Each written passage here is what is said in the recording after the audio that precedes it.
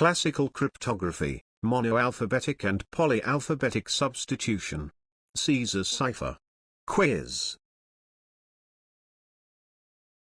The Caesar cipher adheres to Kirchhoff's principle. Is this true or false?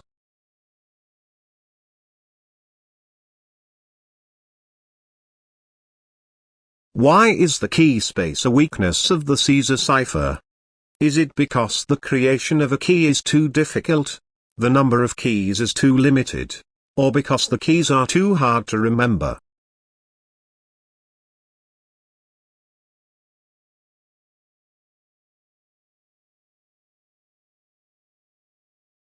Which attack is the most successful when it comes to monoalphabetic substitution? Is it the frequency analysis, the search for patterns, the probable word method, or the brute force?